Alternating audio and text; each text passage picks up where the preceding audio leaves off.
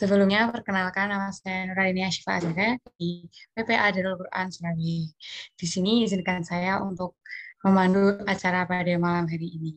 Sebelum kita mulai acara pada malam hari ini, marilah kita membaca Al-Fatihah bersama-sama.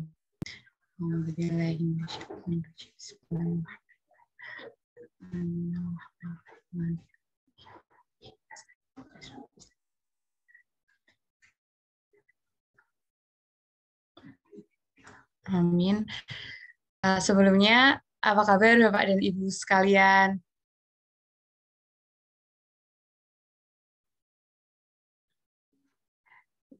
Baik, Ibu sekalian, baik ya keadaannya di malam hari ini sehingga kita bisa mengikuti Zoom pada malam hari ini dengan siap untuk mendapat ilmu insya Allah ya. Jadi di sini sudah ada pemateri kita, Bapak Ahmad Irfan, Bapak Ahmad Irfan yang akan menyampaikan materi mengenai sebab mengapa hutang belum lunas, jodoh belum datang, dan hajat belum dikabulkan. Nah, ini permasalahan-permasalahan yang biasa ada di kehidupan kita ya, ibu-ibu dan bapak-bapak. Nah, sebelumnya marilah kita sapa Ustadz Ahmad Irfan. Kepada Ustadz Ahmad Irfan, persilahkan. Baik, bismillahirrahmanirrahim. Assalamualaikum warahmatullahi wabarakatuh. Alhamdulillahirabbil alamin. Alhamdulillahilladzi anzala ala abdihil kitaba wa lam yaj'al lahu iwaja qayyiman liyunzira ba'san syadidan min ladunhu wa yubashshiral mu'minina alladzina ya'maluna shalihat anna lahum ajran hasana makithina fihi abada. Wassalatu wassalamu ala habibina wa syafi'ina wa maulana Muhammadin. Asyhadu an la ilaha illallah wahdahu la syarika lahu wa asyhadu anna Muhammadan abduhu wa rasuluhu la nabiyya ba'dah. Baik. Bapak Ibu para jamaah yang dirahmati Allah Subhanahu wa taala. Assalamualaikum warahmatullahi wabarakatuh.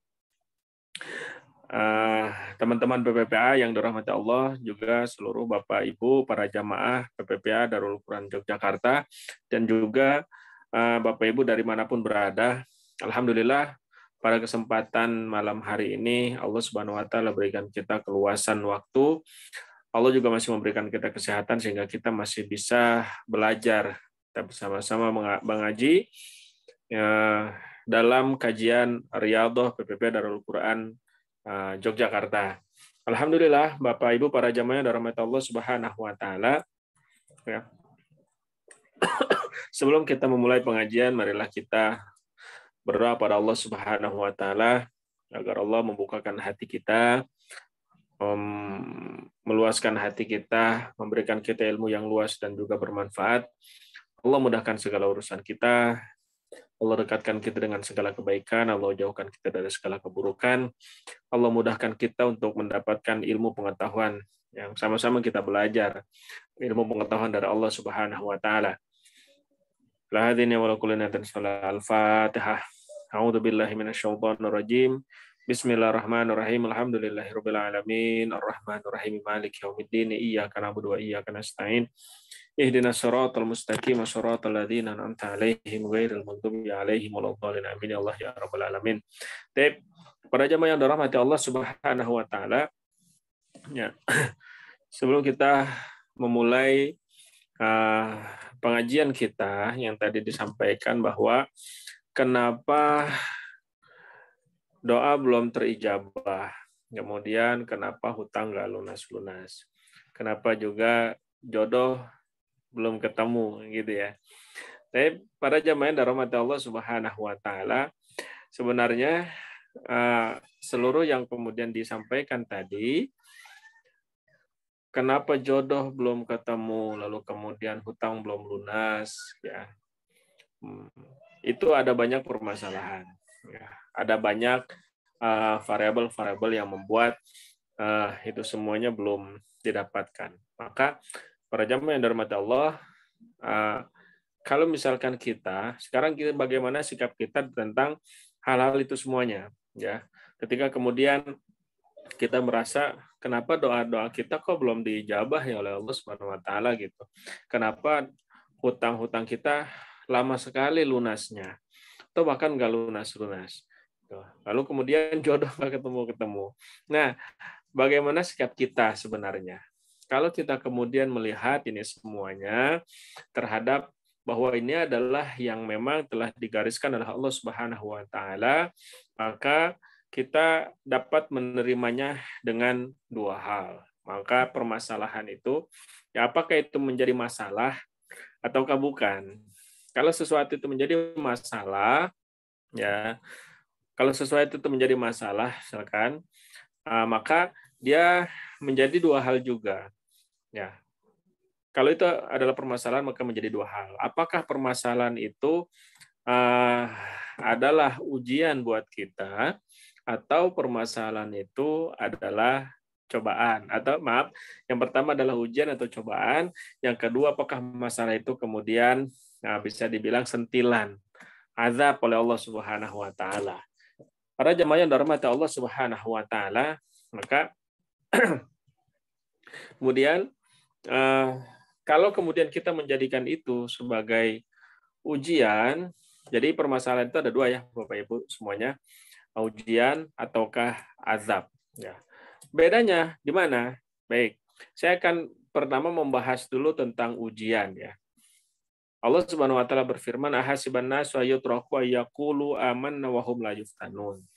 Jadi, apakah manusia itu mengira bahwa mereka akan ditinggalkan ketika mereka kemudian mengatakan kami beriman, wa hum la yuftanun, dan mereka tidak diuji. Maka artinya setiap orang yang beriman kepada Allah Subhanahu wa taala pasti diuji. Ya, pasti diuji.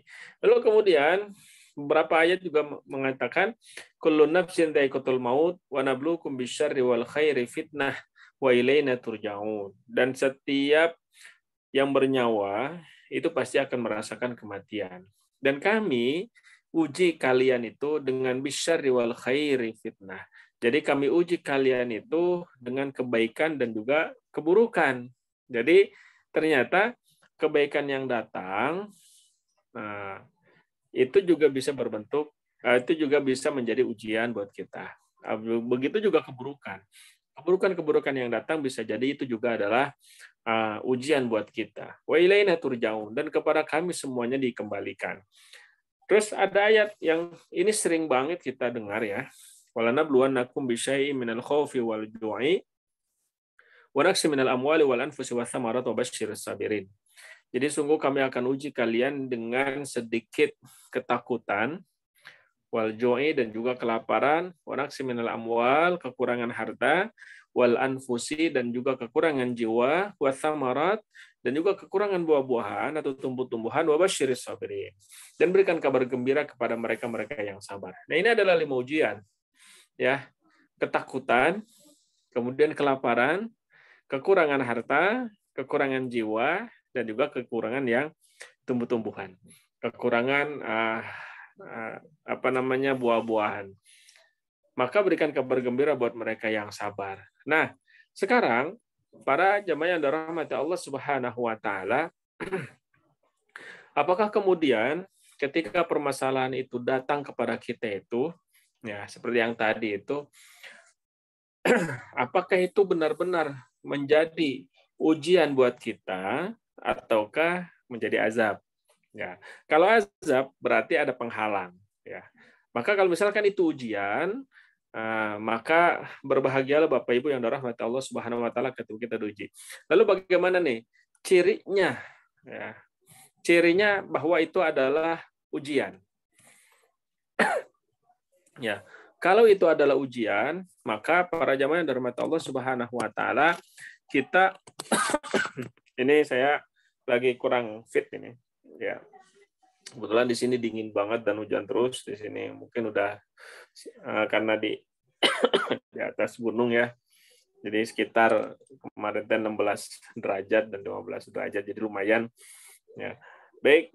Nah, kalau itu adalah ujian, kami teruskan. Kalau itu adalah ujian, maka bagaimana cirinya itu adalah ujian? Kalau ujian itu hati kita tenang. Jadi nggak ada ketakutan sama sekali. Karena Allah Subhanahu Wa Taala berfirman, Wala nabluwannakum bisyai'in minal khawfi wal ju'i wa naqsin minal amwali wal anfusi wath thamarati wa basyirus sabirin.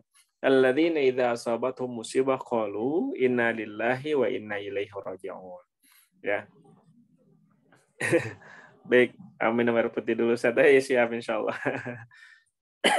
Nah, jadi kalau misalkan yang pertama, kalau itu adalah ujian, orang yang diuji itu dia akan mengatakan inna lillahi wa inna ilaihi raji'un. Sungguh kami adalah milik Allah dan kami semuanya akan dikembalikan kepada Allah Subhanahu wa taala. Maka dia sebenarnya hatinya itu tenang, ya. Jadi nggak ada ketakutan, la khaufun 'alaihim wa lahum yahzanun. Ya, orang-orang yang diuji ini sama sekali nggak ada ketakutan, la khaufun 'alaihim, tidak ada ketakutan, wa lahum yahzanun, dan mereka juga tidak bersedih. Ya. Jadi kalau yang pertama hati mereka tenang, menyerahkan semuanya itu kepada Allah Subhanahu wa taala, ya, lalu kemudian mereka tidak ada takut sama sekali, biasa saja gitu. Kemudian mereka juga tidak bersedih dengan hal ini. Lalu kemudian makin dekat dengan Allah Subhanahu wa taala. Lalu yang terakhir adalah menjadi pribadi yang lebih baik daripada yang sebelumnya. Maka hampir bisa dipastikan ini adalah ujian. Ya. Ini adalah ujian. Ujian itu untuk apa? Untuk meningkatkan ketakwaan kita kepada Allah Subhanahu wa taala dan meningkatkan derajat kita di hadapan Allah Subhanahu wa taala dan juga para malaikatnya dan juga makhluknya. Para jamaah yang dirahmati Allah Subhanahu wa taala, itu tanda ujian. Lalu kemudian bagaimana kalau misalkan ini adalah azab? Tandanya azab, ya, itu adalah dia selalu merasa gelisah. Jadi kebalikannya dari yang tadi. Ya, khaufun, dia selalu merasa takut ini bagaimana, nanti bagaimana kalau saya nggak punya rumah, nanti bagaimana kalau rumah kayak sekarang masih tinggal di kos-kosan, nanti bagaimana, terus saja dia takut aja hidupnya itu. Maka bisa jadi ini harus ada yang dikoreksi, ya. Yang pertama adanya rasa takut, kemudian yahzanun, dia selalu bersedih. Jadi ketika yang lain itu kemudian mendapatkan ada motor baru, dia sedih. Orang punya gaji yang lebih gede daripada dia bersedih. Orang punya pendapatan lebih baik daripada dia bersedih. Terus saja bersedih seperti itu. Maka ada kemungkinan ini adalah sentilan dari Allah Subhanahu wa taala atau azab. Kemudian yang ketiga, tandanya kalau masalah ini kemudian menjadi azab, tandanya yang ketiga adalah dia makin jauh dari Allah. Ya, kalau seseorang itu ketika diuji, kemudian utangnya nggak kunjung lunas, gitu ya, merasa bahwa apa yang dilakukannya seakan-akan sia-sia, gitu, ngumpulin duit nggak habis-habis, ngumpulin duit nggak terkumpul gitu buat buat beli buat bayar hutang, kok nggak kebayar hutangnya, padahal udah capek kerja dan sebagainya. Nah, kalau ada masalah itu lalu kemudian dia justru makin jauh dari Allah Subhanahu wa taala, maka ada kemungkinan ini adalah azab. Ya. Kemudian yang terakhir tanda ini azab adalah sulit berbuat kebaikan. Ada orang-orang yang kemudian dihadapkan pada permasalahan rumah tangga misalkan, bukannya dia sholat tapi dia malah keluar mabuk-mabukan dan lain sebagainya, kumpul sama teman-temannya, malah ninggalin kewajiban dia sebagai kepala keluarga dan lain sebagainya. Maka ini makin jauh dia dari Allah Subhanahu wa taala, maka hampir bisa dipastikan ini adalah azab. Nah, para jamaah yang dirahmati Allah Subhanahu wa taala, baik. Udah kembali lagi tadi. Nah, maka ketika kemudian kita menjadikan ini, ketika ada masalah yang seperti ini datang kepada kita, yang pertama, kalau kita melihat tuh tadi, hutang yang tak kunjung terbayar, lalu kemudian jodoh yang tak kunjung ketemu, kalau itu kemudian kita masih tetap tenang, jiwa kita, insya Allah pasti terbayar gitu, kemudian ada rezeki dan sebagainya, maka ini adalah ujian. Dan ujian itu, Masya Allah, balasan dari ujian itu apa? Kalau seseorang kemudian diuji lalu kemudian dia bersabar, mengucapkan inna lillahi wa inna ilaihi raji'un, ulaika alaihim shalawatu min rabbihim wa rahmah wa ulaika humul muhtadun. Bahwa sesungguhnya mereka adalah orang-orang yang akan mendapatkan salawat dari Tuhannya. Ya, salawatu min rabbihim. Salawat itu apa sih? Salawat itu dukungan, Pak. Dukungan, kemudian support gitu. Jadi merasa bahwa dia masih merasa Allah bersama dia gitu. Nggak ada rasa takut. Ya, kita kan kalau misalkan lagi jalan kemudian ada support gitu ya. Lagi mau usaha ada support dari orang tua, ada support dari tetangga, kawan-kawan, itu bahagia banget. Walaupun kemudian di awal-awal tuh usaha itu turun. Tapi kemudian ketika ada support, udah ayo kamu harus semangat, kamu harus bisa. Itu pasti kita akan semangat lagi. Nah, orang-orang yang bersabar, Allah bilang, ulaika alaihim salawatu min rabbihim. Mereka itu akan mendapatkan salawat dari Tuhannya, pertolongan dari Tuhannya, supporting dari Tuhannya, warahmah, dan juga kasih sayang dari Allah Subhanahu wa taala. Wa ulaika humul muhtadun, dan mereka adalah orang-orang yang mendapatkan petunjuk. Para jamaah yang dirahmati Allah Subhanahu wa taala. Nah, kalau kemudian kita melihat itu yang tadi utang, kan judulnya tadi kenapa hutang tidak terbayar, kenapa jodoh tidak ketemu, dan kenapa doa tidak dijabah. Maka saya buat ini menjadi dua bagian. Yang pertama adalah hutang dan jodoh. Ya. Jadi hutang itu kaitannya dengan rezeki. Ya, hutang kaitannya dengan rezeki. Allah Subhanahu wa taala pasti memberikan rezeki kepada kita. Jadi nggak usah takut. Nggak usah takut Bapak Ibu para jamaah yang dirahmati Allah Subhanahu wa taala. Soal rezeki Allah sudah bertanggung jawab atas rezeki kita semuanya. Ya. Wa ma min dabbatin fil ardi illa 'alallahi rizquha wa ya'lamu mustaqarraha wa mustaudaha. Tidak ada satu makhluk pun yang bergerak di muka bumi ini kecuali Allah Subhanahu wa taala yang bertanggung jawab atas rezekinya. Wa ma min dabbatin fil ardi illa 'alallahi rizquha wa ya'lamu mustaqarraha wa mustaudaha. Dan Allah Maha mengetahui di mana makhluk itu berada dan dari mana rezeki itu akan diberikan kepadanya. Nah ini Masya Allah, para jamaah yang dirahmati Allah Subhanahu wa taala. Jadi urusan rezeki ini Allah sudah bertanggung jawab. Dan Allah Subhanahu wa taala pun ya dalam hadis qudsi, dalam hadis yang disampaikan oleh Rasulullah SAW bahwa sesungguhnya inna ahadakum la yujma fi batni ummihi arba'ina yawman nutfatan summa yakunu 'alaqatan misla dzalika summa yakunu mudghatan misla dzalika summa nufiha fihi min ruhi. Jadi manusia itu setiap dari kalian itu dikumpulkan di rahim ibunya itu dalam 40 hari pertama hanya berbentuk air mani. Lalu kemudian 40 hari kedua menjadi segumpal darah. 40 hari ketiga menjadi segumpal daging. Setelah 40 hari ketiga, maka yursalu alaihil malak. Dikirimkan malaikat kepadanya, fayanfuhu fihi min ruhi. Lalu kemudian ditiupkan ruh dari Allah Subhanahu wa taala, maka hiduplah. Ya. Maka kemudian di situ ada qada Allah Subhanahu wa taala bikatbi rizqihi wa ajalihi. Dan pada saat itu kemudian ditetapkanlah rezekinya. Maka kasih sayang Allah Subhanahu wa taala kepada makhluknya itu adalah sebelum kita lahir saja Allah Subhanahu wa taala sudah membuat rincian ini loh rezeki kamu. Gitu ya. Lalu rezeki bagaimana yang kemudian sudah Allah tetapkan. Para jamaah yang dirahmati Allah Subhanahu wa taala, rezeki yang Allah tetapkan pada saat itu adalah rezeki yang bisa membuat kita hidup. Ya. Membuat kita hidup. Jadi kita ini kadang-kadang nggak tahu ya. Siang ini bahkan malam ini yang belum makan nih, ada yang belum makan misalkan, malam ini yang belum makan, dia nggak tahu malam ini mau makan apa. Ya. Allah itu sudah yang mengaturnya. Tiba-tiba kemudian ada temannya yang bawa pecel lele, ada temannya yang kemudian ngajak makan dan lain sebagainya. Ya, kita madah makhluk yang memang bisa dibilang hampir tidak mengetahui apa yang akan terjadi besok.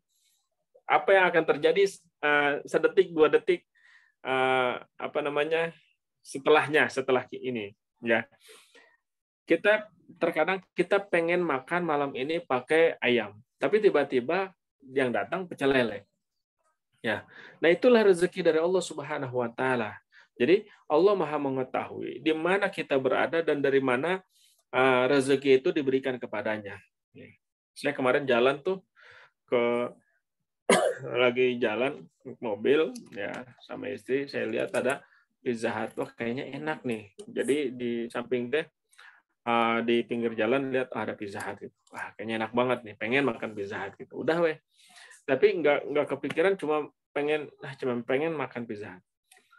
Nah, saya jalan ya, terus udah waktunya siang, saya cari rumah makan.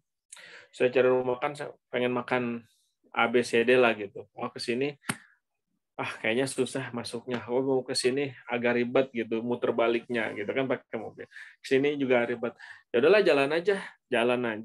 Kemudian kebetulan mobil belum dicuci, saya mampir ke cuci mobil. Dicuci lah mobil itu. Sambil nungguin cuci mobil, saya jalan kaki. Saya jalan ada pecel lele. Ini aja dah makan pecel lele. Berarti itu adalah rezeki dari Allah Subhanahu wa Ta'ala makan lele pada siang itu. Dan itu adalah rezekinya si ibu juga. Kita datang ke tempatnya itu. Padahal kita udah keliling kemana-mana. Udah weh, setelah makan, pas lagi makan, tiba-tiba ada kawan saya. Jauh tempatnya. Ya, tiba-tiba ketemu. Ngobrol-ngobrol lama. Saya ngobrol, saya mau pulang, itu mau ngambil mobil. Udah selesai. Oh iya, jangan, tunggu dulu, kata dia. Tunggu. Kasih ditunggu. Ngapa? Udah tunggu dulu, dia nelpon. Tiba-tiba pas selesai nelpon, datang kawannya bawa Pizza Hut. Ini, Ustaz, buat antum. Wah, apa ini? Nah, para jemaah yang dirahmati Allah Subhanahu wa Ta'ala, maka kita ini menjadi makhluk itu pasrah saja kepada Allah Subhanahu wa Ta'ala, ya. Tentang masalah rezeki, termasuk tadi hutang. Ini nanti akan membahasnya ke hutang. Ya. Jadi rezeki untuk kita hidup itu sudah ditetapkan oleh Allah Subhanahu wa Ta'ala. Dan kita orang yang maksudnya bagaimana? Ya, orang yang miskin misalkan, atau kemudian orang yang kita anggap miskin gitu. Terus kemudian orang yang kita anggap kaya, makannya sama-sama satu piring. Ya. Paling banter 2 piring. Ya. Itu saja. Jadi kalau kemudian kita melihat orang kayaknya mah enak makannya, enggak, belum tentu. Ya, saya melihat banyak orang yang kaya raya nggak bisa makan enak. Ya, hanya makan nasi putih sedikit. Itu pun nggak boleh makan daging, nggak boleh makan sate, ya sayur-sayuran yang begitu banyak nggak boleh.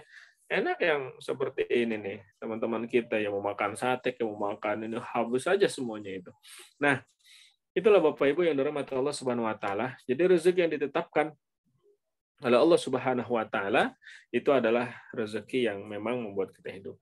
Lalu bagaimana kemudian dengan besar kecilnya pendapatan? Nah, jadi jangan disamakan rezeki itu dengan harta yang kemudian besar dan kecilnya. Maka adalah di situ ada kodo, ada kodar. Ya, kodo itu yang tadi ditetapkan itu. Kita mau sekaya apapun, kalau Allah sudah tetapkan makan siang ini makannya cuma sama lele, ya sudah sama lele, gitu. Mau kita pengen itu beli ini beli itu beli ini, kalau misalkan Allah sudah tetapkan siang ini kamu makannya itu adalah ayam geprek yang dibawa oleh temanmu, ya itu yang kita makan. Nah, lalu bagaimana dengan pendapatan besar dan kecil? Nah, itu adalah takdir. Jadi ada namanya qada, ada namanya qadar. Ya. Qadar itu, kalau qada itu adalah ketetapan Allah dan qadar itu adalah ketetapan Allah setelah kita berusaha. Para jamaah yang dirahmati Allah Subhanahu wa Ta'ala, maka kemudian ketika kita berusaha dengan sungguh-sungguh, ya, kita sering mendengar bahwa usaha tidak mengkhianati hasil. Nah, jadi Memang benar, orang yang berusaha itu dengan sungguh-sungguh, dia mengeluarkan segala pikirannya, tenaganya, bagaimana ini kemudian biar usahanya maju, biar usahanya berkembang, biar punya cabang di sana, di sini, dan lain sebagainya. Dia akan berpikir dengan otaknya, kemudian meluangkan waktunya, meluangkan tenaganya, maka itulah balasan yang diberikan oleh Allah Subhanahu Wa Taala. Ya, kamu akan mendapatkan segini. Bisa. Tapi belum tentu itu rezeki. Ya, kalau kemudian dijalani dengan tidak benar. Tuh. Jadi rezeki itu adalah segala yang didapat, yang dimakan, yang kemudian itu dijalankan dengan benar. Nah, kemudian kalau tidak benar bagaimana? Bisa jadi itu justru akan membawa musibah dan bukan lagi rezeki.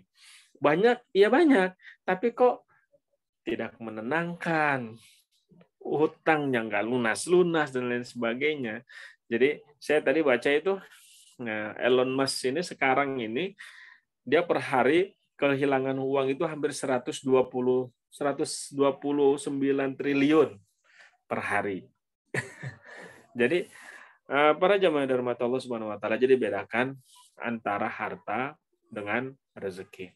Jadi harta itu bisa didapat dengan apa? Ya dengan kita berusaha sungguh-sungguh sebagainya, kita akan mendapatkan harta. Tapi belum tentu itu rezeki. Para jamaah yang dirahmati Allah Subhanahu Wa Taala, begitupun hutang. Kenapa ke hutang kita nggak kebayar-bayar ya? Padahal mah. Nah, gitu. Nah, para jamaah yang dirahmati Allah Subhanahu Wa Taala, ketika kita berdoa kepada Allah itu seringkali, dan Allah pasti mengijabah doa-doa kita. Ya. Allah pasti mengijabah doa-doa kita. Ketika kita berdoa, ya Allah, saya punya hutang 2 juta dan hari ini ditagih gitu. Lalu kemudian tiba-tiba Allah Subhanahu Wa Taala berikan jalan yang sehingga dia bisa mendapatkan uang sekitar 4 juta sampai 5 juta. Ya. Entah itu dengan usaha, entah itu kemudian ada temennya yang datang kemudian ngajak usaha, lalu kemudian tiba-tiba plak keuntungannya 5 juta. Tapi apakah kemudian dia langsung membayar hutangnya? Belum tentu juga. Ya. Kadang-kadang kan kita gitu ya. Tadi udah minta tuh pada Allah Subhanahu Wa Taala, ya Allah berikan saya uang, saya punya hutang 2 juta, mudah-mudahan ya Allah ada rezeki 2 juta bisa bayar hutang. Yang datang 5 juta, tetap kadang-kadang kita bentar bayar hutangnya mah, sekarang bayar 500.000 dulu, nanti 1,5 juta nanti, insya Allah nanti dapat rezeki lagi, sehingga akhirnya lama-lama hutangnya nggak terbayar. Nah ini bahaya. Ini bahaya. Ya, ketika Allah Subhanahu Wa Taala, ketika kita berdoa kepada Allah Subhanahu Wa Taala dan Allah mengijabah doa itu, lalu kemudian justru kita mengabaikannya, ya bisa jadi ke depannya sama Allah ya sudah kemarin sudah diberikan lalu kemudian sekarang diabaikan. Ya, jodoh pun itu adalah takdir dari Allah Subhanahu Wa Taala. Ya, dengan apa? Ya dengan usaha. Jadi kita berusaha mencari, bahkan seperti Khadijah pun berusaha untuk mendapatkan Muhammad SAW. Ya, beliau datang kepada Ruqayyah kemudian meminta apakah Muhammad mau menjadi suamiku, gitu kan? Kemudian, bentar.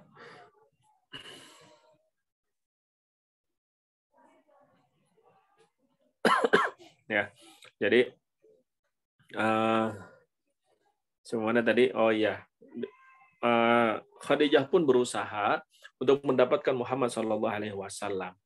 Ya, maka para jamaah yang dirahmati Allah Subhanahu Wa Taala, Masya Allah, ya Pak, Pak Irfan.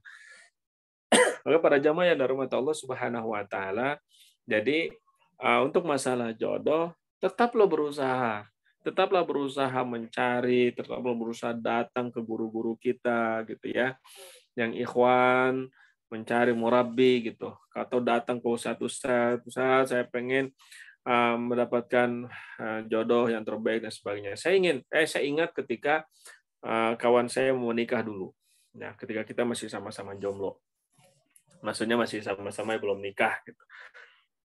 Saya keliling, nah teman dari Bogor gitu, dan keliling ke daerah Cirebon, ke Kuningan, lalu kemudian jalan Saya awalnya nggak tahu, diajak sama kawan saya itu mau kemana nggak tahu gitu. Kita jalan aja. Ternyata jalan itu ke pesantren-pesantren,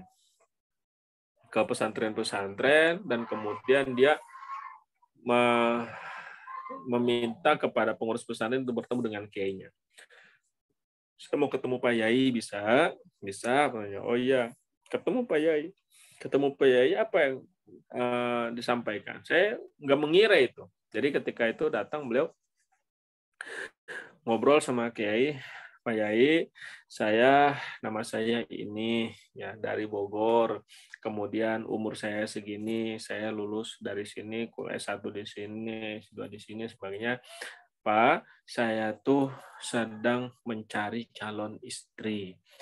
Pak Yai, apabila Pak Yai ada ya anak atau anak Pak Yai sendiri atau santri Pak Yai yang memang mau menikah, saya insya Allah siap gitu. Lalu kemudian ditanya, kenapa kamu tiba-tiba datang ke sini? Ya kan sebenarnya belum kenal. Kenapa tiba-tiba datang ke sini? Karena saya mau benar-benar mencari seorang istri. Untuk apa? Untuk dijadikan apa?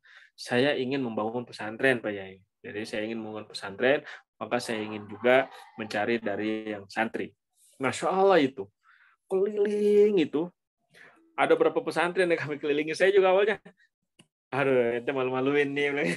Tapi ini mah ikhtiar saya. Gitu. Ikhtiar saya agar bisa punya pesantren. Masya Allah, para jamaah yang dirahmati Allah Subhanahu wa Ta'ala, ya, lama setelah itu nggak ketemu, bertahun-tahun nggak ketemu, lalu ketemu di Bandung, ya, sudah lama nelfon, Anda mau ke Bandung? Oh iya, ketemulah di Bandung. Nah, ternyata alhamdulillah dia sudah punya pesantren dan nikah dengan anak kiai. Walaupun anaknya itu, orangnya itu, maksudnya istrinya itu bukan anak dari kiai-kiai yang kita kunjungin. Tapi di situ ada ikhtiar. Nah, itulah takdir dari Allah Subhanahu wa Ta'ala. Para jamaah dari Allah Subhanahu wa Ta'ala, maka kalau urusan harta atau utang tadi, maka kita sungguh-sungguhlah berikhtiar. Nanti takdirnya Allah Subhanahu wa Ta'ala yang menentukan. Gitu ya. Jadi kalau kita punya hutang 1 juta, maka kita harus berikhtiar bersungguh-sungguh agar bisa mendapatkan pendapatan 20 juta. Ya begitu. Sungguh-sungguh. Benar-benar. Jangan doa saja, tapi nggak ada ikhtiar, nggak bisa. Tetap harus berikhtiar. Begitu juga jodoh. Ikhtiar, nggak usah malu-malu. Kadang-kadang yang akhwat itu malu menyatakan cinta duluan, misalkan gitu. Malu menyatakan pengen, jadi takut ditolak dan lain sebagainya. Ya. Para jamaah dari Allah Subhanahu wa Ta'ala, Khadijah pun seperti itu. Mungkin awalnya Khadijah juga nanti kalau ditolak bagaimana sebagainya. Tapi karena yakin dengan orang itu, Bismillah lah. Ya sama, saya juga dulu gitu ke sana. Mau ke sana gitu. Maksudnya menyatakan saya ingin menikah, tapi ternyata nggak jadi gitu. Ya, saya ingin menikah, ternyata nggak jadi. Tapi itu adalah ikhtiar, dan masya Allah buah dari ikhtiar itu ternyata mendapatkan istri yang jauh lebih baik dari apa yang diperkirakan. Para jamaah yang dirahmati Allah Subhanahu wa Ta'ala. Lalu kemudian dengan terakhir kaitannya dengan doa, ya, kaitannya dengan doa. Kalau doa bagaimana? Jadi Rasulullah SAW ya menyatakan bahwa Allah Subhanahu wa Ta'ala pasti mengijabah doa, ya. Dan Allah Subhanahu wa Ta'ala pun berfirman, ud'uni astajib lakum. Berdoalah kepadaku, aku pasti akan ijabah, gitu ya. Jadi Allah Subhanahu wa Ta'ala pasti akan mengijabah doa-doa kita. Yang pertama, mengijabah sesuai dengan apa yang diminta, ya. Mengijabah dengan sesuai dengan apa yang diminta, ya. Kita minta A, Allah mengatakan ijabah A. Minta B, Allah ijabah B, gitu ya. Kemudian yang kedua, Allah pasti mengijabah doa itu dengan apa? Dengan mengganti yang lebih baik daripada apa yang kita minta. Kita mintanya si A untuk menjadi jodoh kita, ternyata pas kita mau menyatakan si A-nya sudah diambil oleh orang lain, maka kemudian tiba-tiba Allah Subhanahu wa taala menghadirkan orang lain yang justru jauh lebih baik. Walaupun mungkin ada yang ketika di awal, saya nggak suka sama dia nih begini. Tapi kalau memang itu sudah diberikan oleh Allah Subhanahu wa taala dari ikhtiar kita ke si A, tapi ternyata yang datang si B, kalau itu adalah jawaban dari Allah Subhanahu wa taala, insya Allah hidupnya tetap lebih baik daripada apa yang diperkirakan. Tuh. Kemudian yang ketiga, Allah mengundurnya. Ya. Allah mengundurnya doa-doa kita. Ijabah dari doa-doa kita itu. Ya, yang nggak harus sekarang. Ya, tapi nanti. Ali bin Abi Thalib pernah mengatakan, dan ini Masya Allah ya, membuat kita tenang. Maka, Umar bin Khattab pernah menyatakan bahwa kalau doa-doa aku diijabah oleh Allah Subhanahu wa taala, sungguh aku bahagia. Ya, sungguh aku bahagia karena itu adalah keinginanku. Dan ketika aku berdoa dan Allah menggantinya dengan yang lain atau tidak mengijabah doaku pada saat itu, aku lebih bahagia lagi. Kenapa bisa lebih bahagia lagi? Karena itu adalah keinginan Allah Subhanahu wa taala. Nah, para jamaah yang dirahmati Allah Subhanahu wa taala, inilah salah satu dari bentuk keimanan kepada Allah Subhanahu wa taala.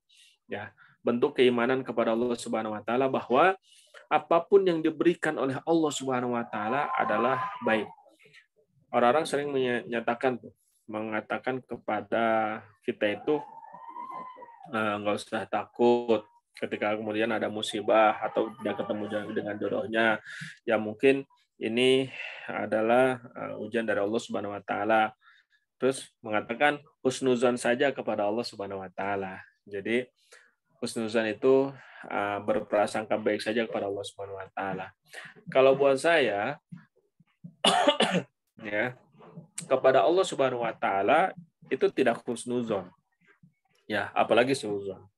Kalau kepada Allah Subhanahu wa taala itu harusnya adalah yakin, ya, bukan zon. Ya.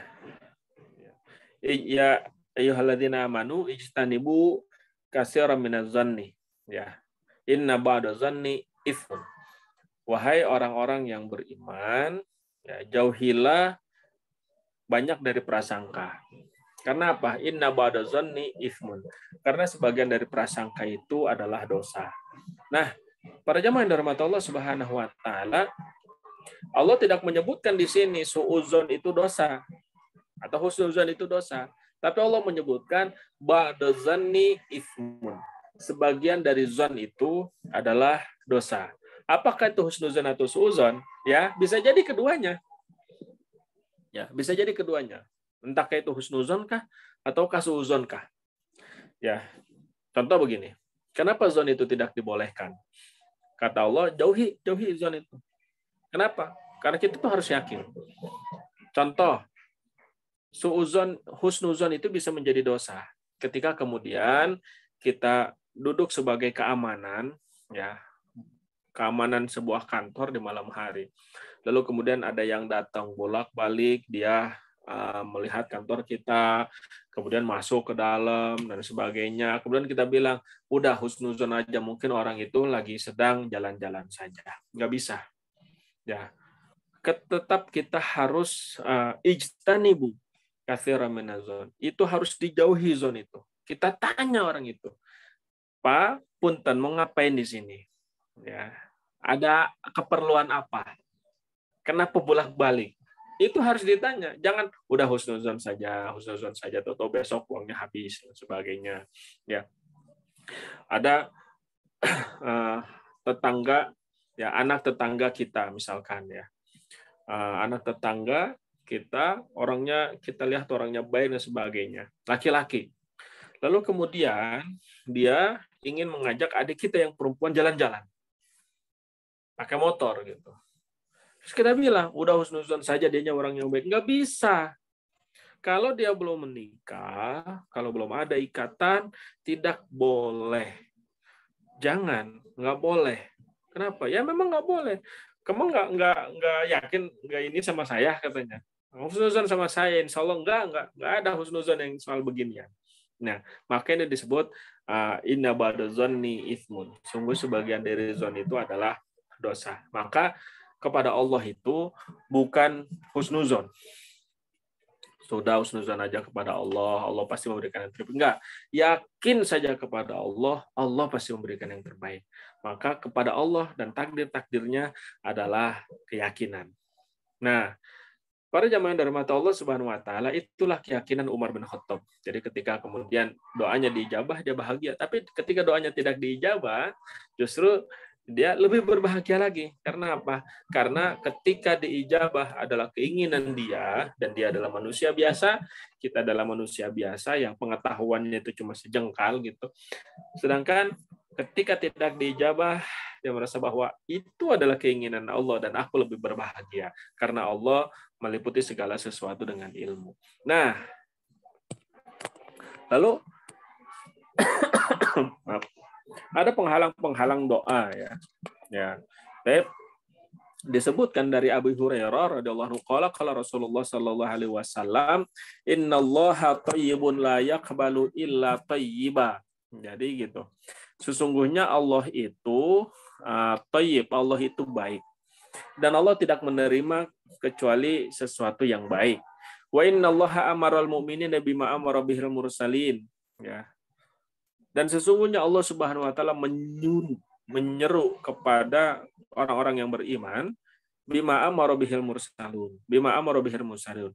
Jadi apa-apa yang diperintahkan atau apa-apa yang diperintahkan kepada para rasul. Faqala ta'ala, maka kemudian Allah Subhanahu wa taala berfirman, "Ya ayyuhar rusulu kulu minat thayyibati wa amalu salihah."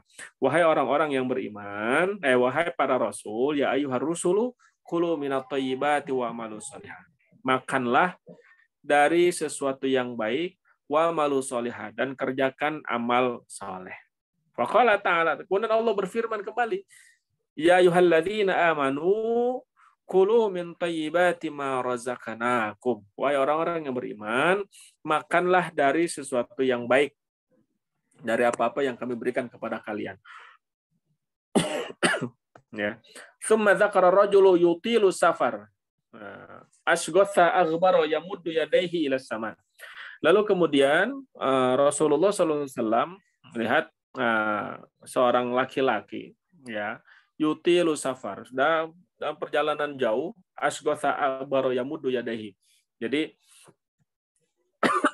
ya, menempuh perjalanan jauh sehingga rambutnya kusut, kemudian acak-acakan berdebu gitu ya. Kemudian orang itu mengangkat tangannya ila sama ke langit, kemudian berdoa, "Ya Rabbi, ya Rabbi, wahai Tuhanku, wahai Tuhanku." Kemudian Rasulullah bilang, "Wa mat'amuhu haram, wa mashrabuhu haram, wa malbasuhu haram, wa ghudhiya bil haram. Fa anna yustajabu lahu." Ya. Kemudian Rasulullah mengatakan, mat'amuhu haramun, ya, tempat makannya itu haram, mashrabuhu haram, dan kemudian tempat minumnya itu haram, wa malbasuhu haram, dan pakaiannya itu haram, ya, wa ghudhiya bil haram, dan dia makan dari sesuatu yang haram. Fa anna yustajabu lahu. Lalu bagaimana doa-doanya diijabah oleh Allah Subhanahu wa taala? Nah, para jamaah yang dirahmati Allah Subhanahu wa taala, jadi dari hadis ini Rasulullah Shallallahu Alaihi Wasallam mengajarkan kepada kita bahwa ya salah satu beberapa hal yang bisa menghalangi terijabahnya doa adalah yang pertama apa yang dimakannya itu adalah sesuatu yang haram, ya, makannya sesuatu yang haram. Nah, saat saya itu nggak makan yang haram, saya makannya tetap ayam, tempe, gitu, tahu, nggak ada yang haram. Nasinya juga biasa. Ya, mungkin itunya tidak haram, tapi harta untuk membeli makanan itu haram. Dicari dari cara-cara yang diharamkan oleh Allah Subhanahu Wa Taala. Yang kedua, minumnya haram. Ya, di sini disebut mashrab. Ya, mat'am wa mashrab. Mat'am itu bisa tempat makan, ya, atau ruangan makan, atau ketika makan, gitu ya. Begitu juga mashrab, sama, tempat minum atau ruang minum atau kemudian waktu dia minum, ya, atau minumannya itu sendiri haram. Ya. Kemudian yang ketiga, apa yang dipakai itu sesuatu yang haram. Nah, kan saya pakainya baju biasa, Ustaz, nggak pakai kulit anjing dan lain sebagainya. Ya, mungkin itu enggak. Tapi seperti yang tadi disampaikan, bisa jadi pakaian yang dibeli itu adalah dari sesuatu yang haram, dari harta-harta yang haram. Kemudian waghudhiya bil haram. Dia juga diberi makan dari sesuatu yang haram, fa anna yustajabu lahu. Lalu bagaimana kemudian doa-doanya diijabah oleh Allah Subhanahu wa taala? Maka para jemaah yang dirahmati Allah Subhanahu wa taala, kalau kita merasa nih, ya, doa-doa kita tidak dijabah oleh Allah Subhanahu wa taala gitu. Kok lama nggak dijabah? Maka yang tadi perlu dicek. Makanan kita, minuman kita, pakaian kita, gitu ya. Lalu kemudian pemberian makan kita. Jadi harta yang kita dapatkan apakah dari yang haram ataukah tidak. Lalu kemudian dicek juga 10 dosa besar yang sering kita dengar dari guru kita Kiai Haji Yusuf Mansur, yaitu yang pertama syirik. Apakah kita lebih mendahulukan orang daripada Allah? Apakah kita lebih mendahulukan bos kita daripada Allah Subhanahu wa taala, ataukah mendahulukan pekerjaan kita daripada Allah Subhanahu wa taala dan sebagainya. Kemudian yang kedua, meninggalkan sholat. Apakah kita mudah meninggalkan sholat sehingga kemudian Allah menjadikan kita menjadi manusia yang susah banget bayar hutang, gitu ya. Walaupun hartanya ada. Kemudian yang ketiga, durhaka terhadap kedua orang tua. Para jamaah yang dirahmati Allah Subhanahu wa taala, ya. Nah, durhaka terhadap orang tua ini Masya Allah ya. Jadi kalau kita pengen hidup kita bahagia itu, ya bahagiakanlah orang tua.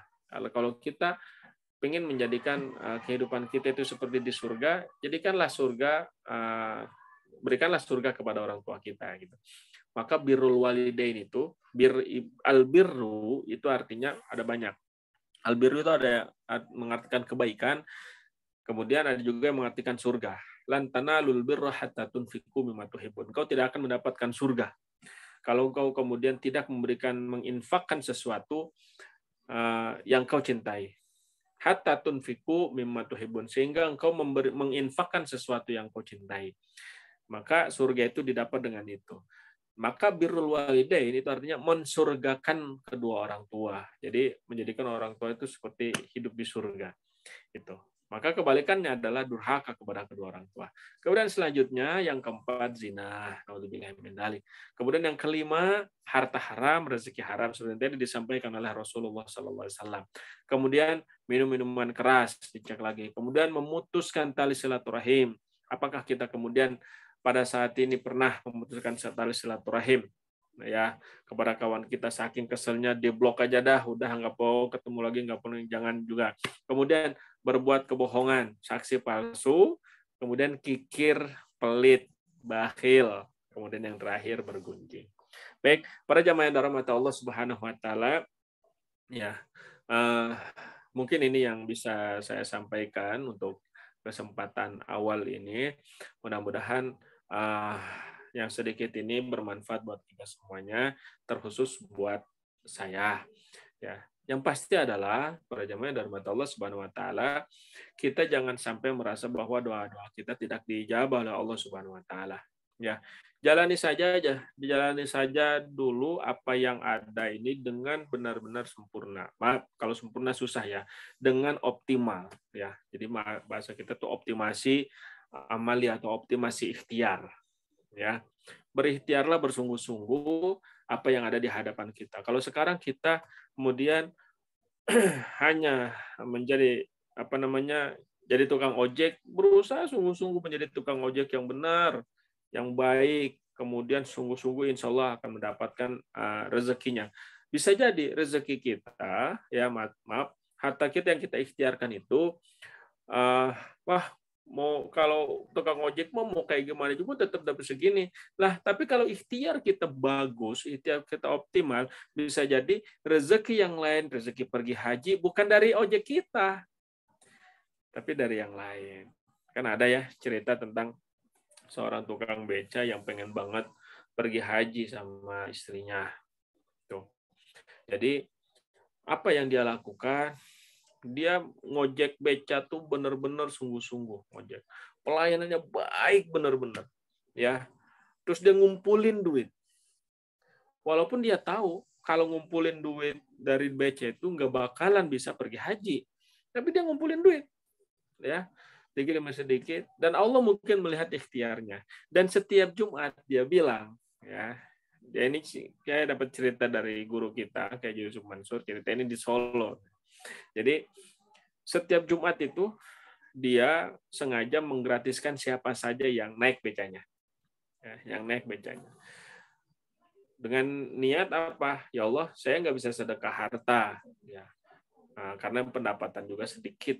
Nabung juga paling cuma 1.000 gitu kan. 2.000 yang nggak mungkin juga buat pergi haji gitu. Tapi dia ikhtiar maksimal.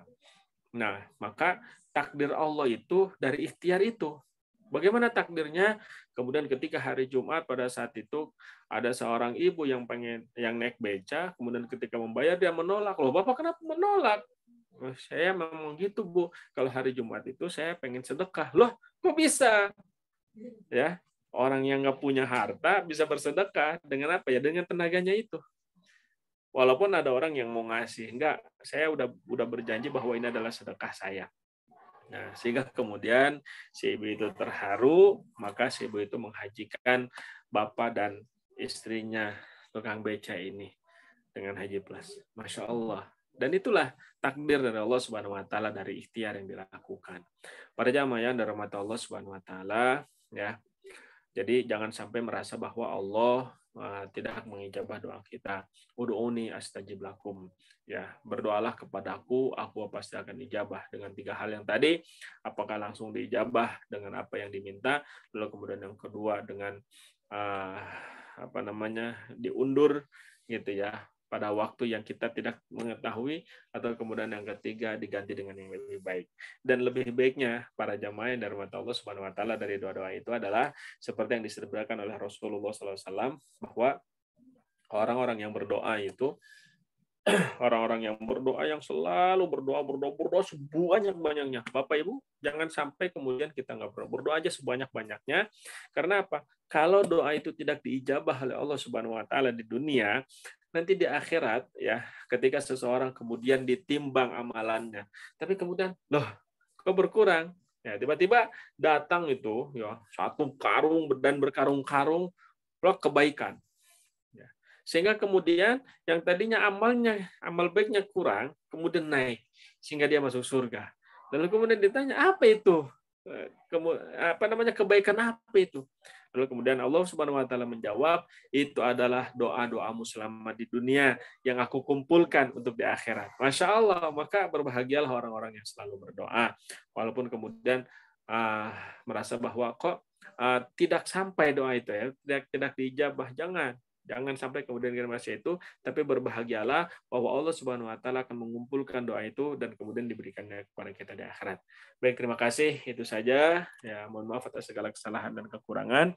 Yang benar semuanya dari Allah, yang salah pastinya dari saya. Syukran. Assalamualaikum warahmatullahi wabarakatuh. Waalaikumsalam warahmatullahi wabarakatuh. Jazakumullah khair atas ilmunya Ustadz. Jadi tadi ya, kenapa kita mengapa sih kita masih ada hutang, jodoh masih susah, terus hajat kita banyak yang belum dikabulin. Jadi menurut Ustadz tadi, mungkin ini bisa terjadi 2 hal, antara ujian dari Allah atau azab dari Allah. Untuk membantu itu semua, kita kan kita tuh punya Allah yang siap untuk menampung segala keluh kesah kita. Maka dari itu, ketika kita udah butuh Allah kayak gitu, kita minta ke Allah. Dan bukan lagi husnudzon ke Allah, karena kita harus banget yakin ke Allah dan memohon segala yang kita butuhin tuh lewat Allah. Kayak gitu. Terus tadi juga Ustadz bilang, misal walaupun kita udah berdoa, tapi kok kadang nggak dikabulin sama Allah. Mungkin ada 3 hal. Mungkin ada diijabah, tapi Allah ganti yang lebih baik, atau langsung diijabah, atau Allah simpanin ini doa kita untuk diganti di akhirat kelak. Nah, Selain itu juga, tadi juga Ustadz sempat menyampaikan nih, jadi rezeki yang kita dapat ini itu bisa jadi juga sebagai uh, bukan rezeki yang uh, harta yang kita dapat ini bukan tentu juga rezeki yang untuk kita, rezeki yang untuk kita. Mungkin ada rezeki-rezeki yang dari dibutuhkan untuk saudara-saudara kita. Nah, di sini juga kami dari PPA Darul Quran menyediakan galang dana ya untuk saudara-saudara kita yang sedang terkena bencana gempa bumi di Cianjur. Seperti yang kita ketahui ya, ibu-ibu dan bapak kalian, bahwa sudah banyak sekali saudara-saudara kita yang ada di Cianjur ini terdampak gitu. Bahkan data terbaru ini mengatakan bahwa ada sekitar 7.729 orang yang terdampak, 595 mengalami luka berat, dan 7.134 lainnya mengalami luka-luka ringan. Sementara korban luka berat yang dirawat di rumah sakit sebanyak 108 orang. Masya Allah banget ya. Jadi emang gempa bumi yang ada di Cianjur ini benar-benar berdampak banget, dan kita sebagai yang sedang berada di keadaan yang lebih baik, kita bisa membantu dengan cara bersedekah melewati ini, lewat PPA yang sudah disediakan. Jadi di sini ada ibu-ibu dan bapak bisa, kalau ingin sedekah, ingin bersedekah memberikan bantuan, bisa melewati nomor ATM yang ada di sini. Bisa transfer langsung, atau jika ada yang ingin bertanyakan, bisa juga lewat CP yang ada di bawah tadi ya, Bu.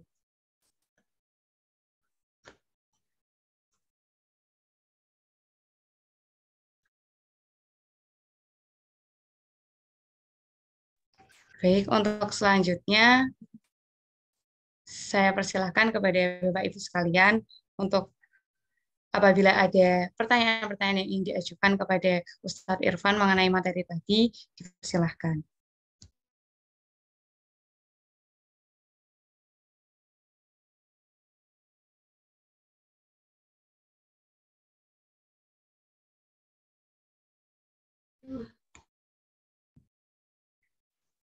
Baik, kepada Bapak Ibu, apakah ada yang ingin ditanyakan mengenai materi yang telah disampaikan oleh Ustadz Irfan tadi?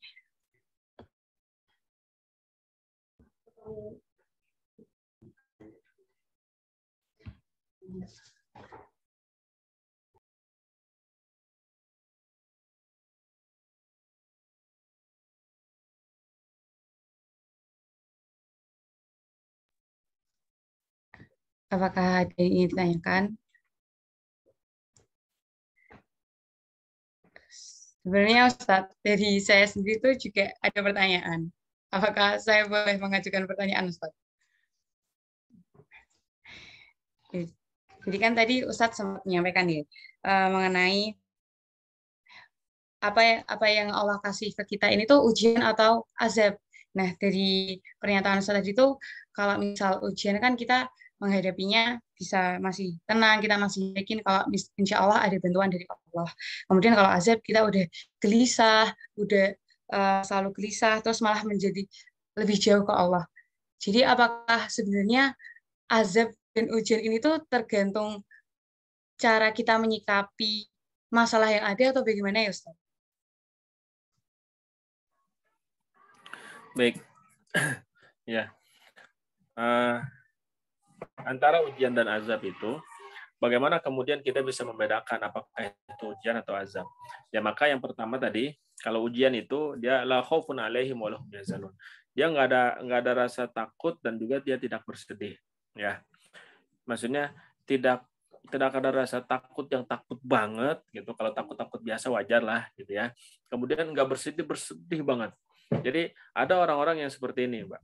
Jadi kalau misalkan pas ketika motornya hilang itu nangisnya nggak selesai. Berhari-hari mikirin motor tuh, saya mikirin motor. Maka kemudian kalau udah seperti ini ya, Kalau ada yang seperti ini, maka kemudian dia harus mengecek dari mana motor itu berasal, dari mana harta yang didapatkan untuk membeli motor itu dari mana, lalu kemudian dia harus ngecek lagi bagaimana sholat dia dan hubungan dia dengan Allah Subhanahu wa Ta'ala. Nah, bisa jadi kalau memang kemudian dia ngecek lagi, oh hubungan dengan Allah selama ini ketika punya motor justru malah sering lewat sholatnya gitu di jalan karena sering motoran dan sebagainya. Kemudian dia ngecek lagi apakah harta ini, kemudian apakah harta yang didapatkan untuk membeli motor ini apakah dari yang haram ataukah tidak gitu kan.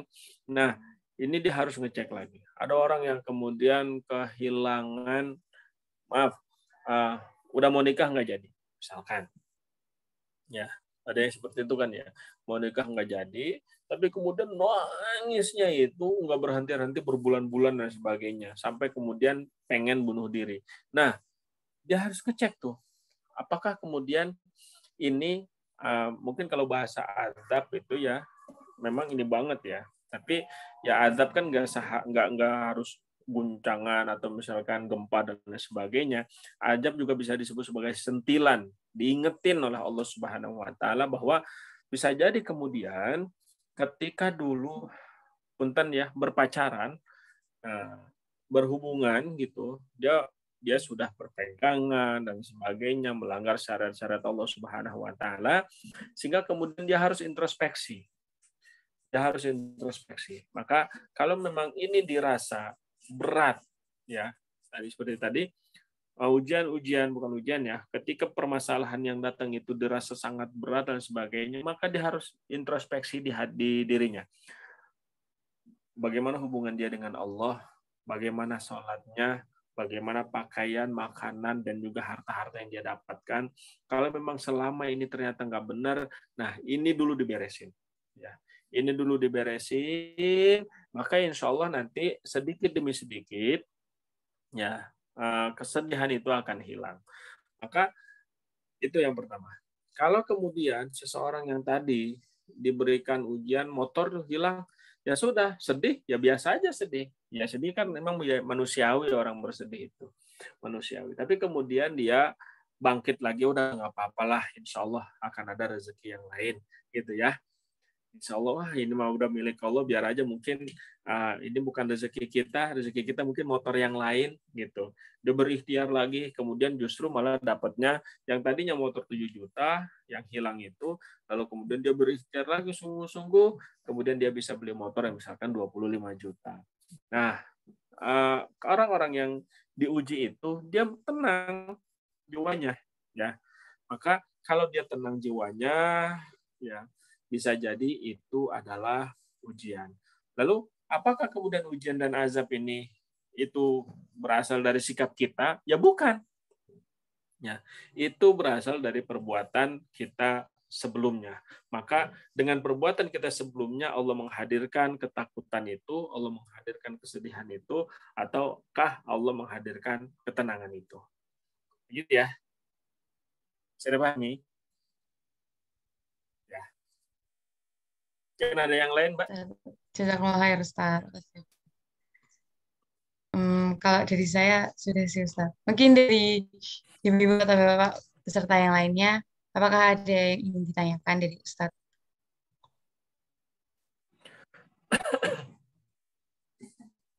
Nah, saya mau menambahkan ya tentang masalah hutang tadi. Ya, tentang masalah hutang. Jadi ada yang saya bilang tadi, ada qadha, ada qadar. Jadi qadha itu adalah ketetapan Allah Subhanahu wa Ta'ala yang memang sudah tertulis pada zaman azali, pada zaman kita masih di rahim ibu kita. Itu adalah bentuk kasih sayang Allah Subhanahu wa Ta'ala. Dia tidak akan meninggalkan makhluknya. Dalam ayat yang disebutkan dalam surat At-Tolak di ayat terakhir disebutkan, Allahul ladzi khalaqas sab'a samawatin wa minal ardi mithlahunna. Dan Allah lah yang menciptakan langit 7 lapis. Kita tahu langit ada 7 itu dari mana? Nggak ada. Para ilmuwan mencari dimanapun nggak bisa dia mendapatkan langit itu 7 lapis. Ya, karena lapis pertama aja belum bisa disentuh. Jadi 7 lapis langit itu kita tahunya dari mana? Bukan dari ulama. Bukan dari ulama, bukan dari ilmuwan, ya. Nah, bukan dari kita tahunya dari Al-Qur'an bahwa langit itu ada 7 lapis. Wa minal ardi mithlahunna. Dan kemudian bumi pun sama 7 lapis itu.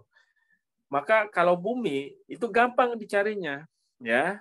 Kalau bumi gampang dicarinya sehingga para ulama tuh apa benar ini di Al-Qur'an ini? Di Al-Qur'an ada nih bumi 7 lapis, dicari ternyata benar. 7 lapis. Lapisan tanah, kemudian pasir, kemudian kerikil, kemudian batu dan lain sebagainya sampai 7 lapis. Ya, bahkan ada penghangatnya, ada apinya di bawah, gitu ya. Wa minal ardi mithlahun. Ya tanazzalul amru bainahum. Nah, ini keren. Bahwa Allah Subhanahu wa taala ya tanazzalul amru bain, segala urusan yang ada di langit yang 7 lapis itu dan bumi 7 lapis itu juga di air, ya. Ya tanazzalul amru. Segala urusan itu berjalan dengan baik. Pahami ya? Segala urusan itu berjalan dengan baik. Nah, ambillah kemudian kita laut nih. Laut yang atas, kita bisa berenang itu di laut itu berapa meter ke bawah?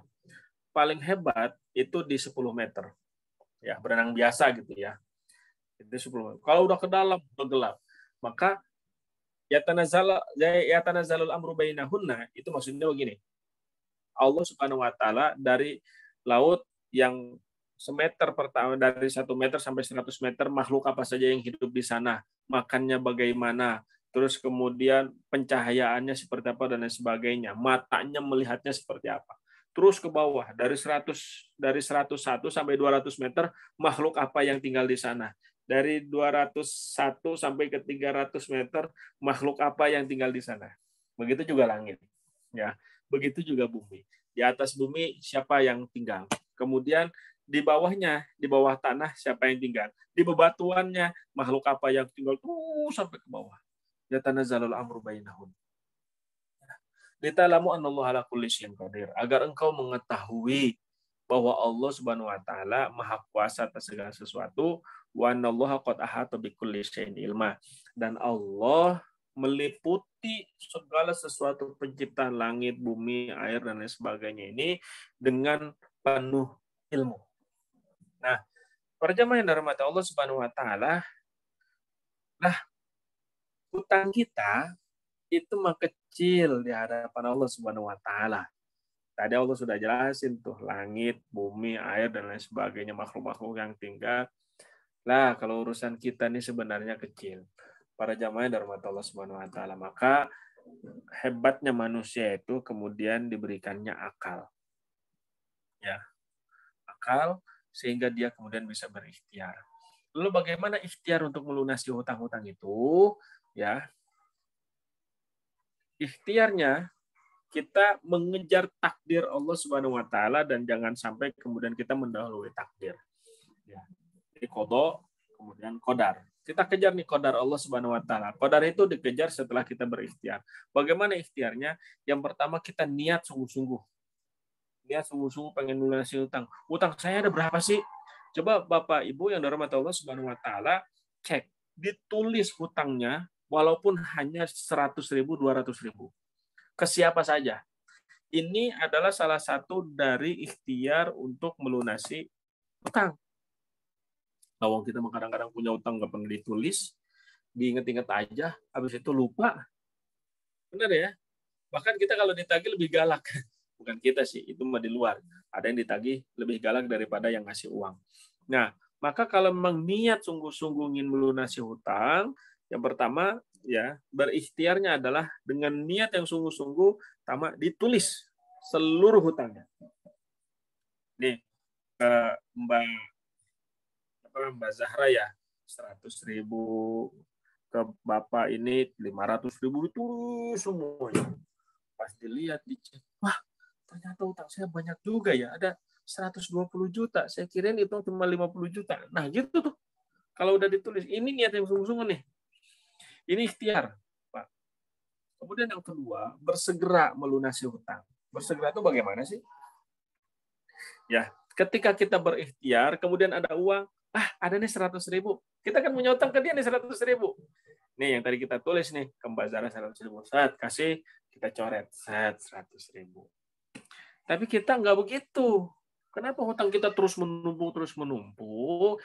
Kita hanya bilang, gampanglah 100.000 mah, nggak usah dibayar. Akhirnya nggak bayar-bayar itu hutangnya. Ya, itu. Ini takdir nih, ini harus dikejar takdir kita.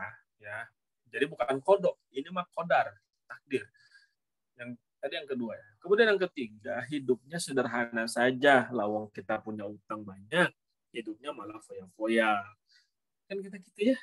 Ada orang-orang yang kemudian senang pamer makanan di sosmed gitu kan, senang pamer jalan-jalan, tapi dia lupa kalau dia punya hutang.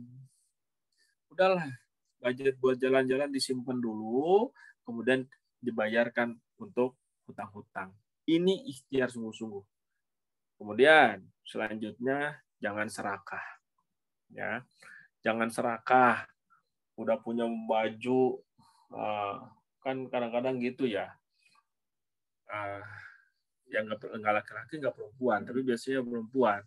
Udah punya sepatu 5, masih aja ke pasar lihat sepatu, pengen beli sepatu lagi, sehingga akhirnya yang 5 itu nggak kepake, dipakainya yang baru. Ini nggak perlu. Bayar hutang, pasti lunas hutang itu. Terus kemudian merubah gaya hidup. Udahlah, merubah gaya hidup itu nggak perlu kita kemudian pakai tas yang branded. Nah, kalau memang punya hutang ya, kalau nggak punya hutang sih terserah aja itu mah. Lah, ini mah punya hutang. Maksudnya kita lagi bicara tentang hutang. Punya hutang tapi pakai tasnya yang branded, yang harga 5 juta, yang harga 10 juta. Padahal dia punya hutang ke teman-temannya itu cuma 100. Kalau dibayarin selesai semua hutang dia. Gitu ya. Kemudian yang terakhir tuh, dalam ikhtiar melunasi hutang itu, berusaha meningkatkan pendapatan. Ya, sekarang mah udah gampang meningkatkan pendapatan tuh, gampang banget. Gampang. Maksudnya gampang deh. Ya. Kita nggak harus misalkan dagang itu harus ke pasar, kemudian ngangkut barang dan sebagainya, nggak perlu. Ya, kita hanya punya akun Tokopedia, ya akun ini, ya jualan saja apa yang bisa kita jual di sana. Dan itu Masya Allah, ya. Insya Allah lebih mudah. Nah, berusaha meningkatkan pendapatan. Jangan diam saja, saya mah sabarlah, sabar. Enggak, ini tuh ikhtiar yang harus dikejar. Sama seperti ilmu pun harus dikejar. Ya, kenapa seseorang itu harus S1, S2, S3? Karena ini takdir. Ya, takdir itu adalah sesuatu yang didapat setelah kita berikhtiar. Ya, kenapa kita harus hafal 30 juz? Ini takdir. Kita bisa menghafal 30 juz. Kalau misalkan kemudian dalam perjalanan kita menghafal Al-Quran, yang tadinya kita pengennya 30 juz, ternyata dalam perjalanannya di 15 juz kita wafat, Allah Subhanahu wa taala insya Allah sudah menulis catatan di kita bahwa anak ini pengen menjadi hafid 30 juz. Ya, anak ini sedang berikhtiar untuk melunasi hutang-hutangnya. Anak ini sedang berusaha sungguh-sungguh untuk meningkatkan pendapatannya, untuk memberikan kebahagiaan untuk kedua orang tuanya. Anak ini sedang berusaha sungguh-sungguh meningkatkan pendapatannya karena pengen orang tuanya pergi haji dan umroh. Nah, kalau misalnya itu meninggal tidak mencapai itu, nggak ada masalah. Tapi Allah Subhanahu wa taala sudah mencatat ikhtiar kita. Ya. Dan harus diingat lagi, satu lagi. Kerja saja maksimal. Ya. Kerja saja maksimal. Masalah nanti kemudian takdirnya Allah Subhanahu wa taala yang memberikan. Gitu ya. Jadi kerjalah untuk ibadah. Jadi meningkatkan pendapatanlah untuk ibadah. Maksudnya bagaimana?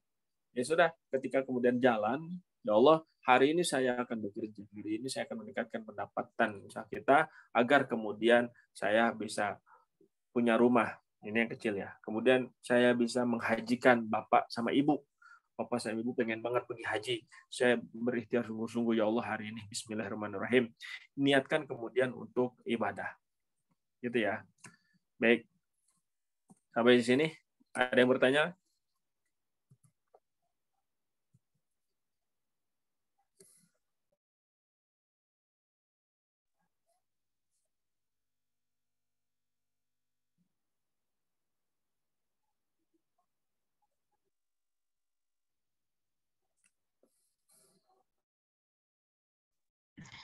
Baik, Bapak Ibu sekalian, peserta apakah ada yang ingin ditanyakan dari penjelasan Ustadz Irfan tadi?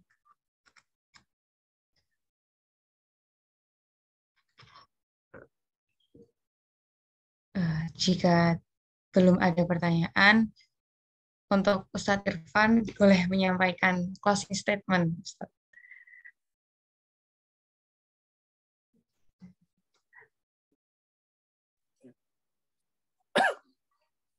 Baik, para jamaah yang dirahmati Allah Subhanahu wa taala, ya. Kembali lagi ke tadi tentang ujian dan azab. Kalau kemudian ini mungkin belum close ya, sedikit aja saya tambahkan untuk menunggu Ki Hendi ya. Ki Hendi, sepertinya ada acara di Gelebage. Menurut saya itu ada tablik akbar.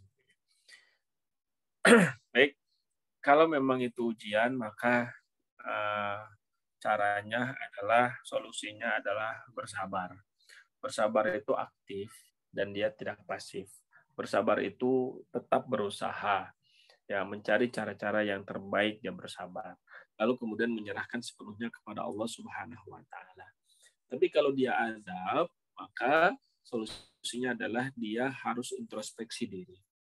Introspeksi diri dari apa yang kemudian dia merasa bahwa itu adalah masalah. Kalau memang masalah tanah, maka introspeksi diri, apakah dulu kemudian ketika pembelian tanah itu ada sesuatu yang tidak baik dan lain sebagainya. Ya. Maka ini harus diintrospeksi diri kalau kemudian itu adalah azab dari Allah Subhanahu wa taala. Maka para jamaah yang dirahmati Allah Subhanahu wa taala, ya, kalau kita melihat ayat tentang kesabaran, ya, itu ada kemudian ayat inna sofa wal marwata min sya'airillah. Faman hajjal baita aw ya'tamara fala junaha alaihi ay yatawafa bihima wa man tatawwa khairan fa innallaha syakirun alim.